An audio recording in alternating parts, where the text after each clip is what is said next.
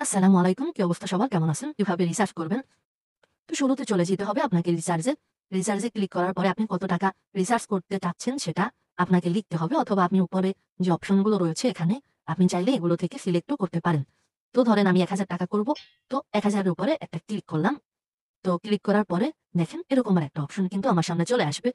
তো আসার পরে এখন আমাকে সিলেক্ট করতে হবে বিকাশ, নগদ এবং রকেট। তো আমি যেটার মাধ্যমে টাকা পাঠাবো সেটা আমি বিকাশের মাধ্যমে পাঠাবো। তো আমি আমার বিকাশ নাম্বারটা আমি এখানে বসিয়ে দিলাম।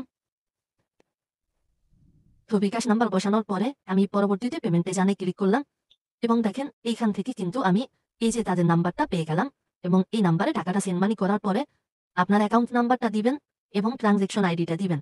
এটা আপনার কোন অ্যাকাউন্ট নাম্বার প্রশ্ন থাকতে পারে। আপনি যে অ্যাকাউন্ট নাম্বারটা দিয়ে টাকা পাঠিয়ে দিয়েছেন সেটা।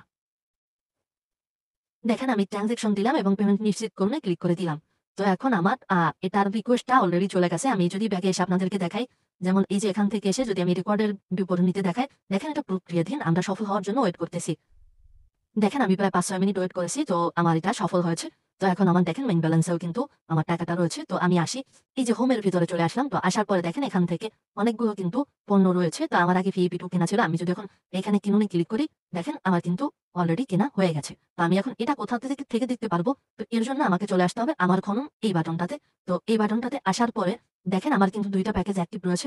২ টারটা এখানে দেখাচ্ছে। তো আপনি কি করবেন এখন? এইখানে ক্লিক করার জন্য এই যে লাভ সংগ্রহ করুন, এইখানে একটা ক্লিক করে দিবেন। তো লাভ সংগ্রহ করা হয়েছে যদি হয় তাহলে অটোমেটিক্যালি কিন্তু আপনার এইখানে এই যে লাভ সংগ্রহ করা হয়েছে তো দিবে। যদি আমি ২য় বারে ক্লিক করি, তো ২য় বারেও দেখাচ্ছে। যদি আপনার সময়টা হয়ে যায় তখন এটা কিন্তু হবে।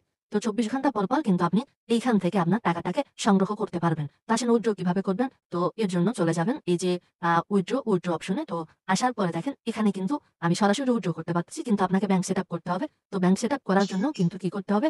উম এই যে ব্যাংক তথ্য দেখেন, এই যে ব্যাংক তথ্য বাটন এইখানে একটা ক্লিক করে দিতে হবে। তো এইখানে ক্লিক করার পরে আপনি চাইলে একসাথে অনেকগুলোও করতে পারবেন এবং একটাও করতে পারবেন। তো এইখানে ওয়ালেট সংযুক্ত করুন। তো এইখানে আপনি আপনার নাম আ এইখানে দেখেন নাম দিবেন এবং পেমেন্ট মেথড সিলেক্ট করবেন। দেখেন এখান থেকে সিলেক্ট করা যায় কিন্তু।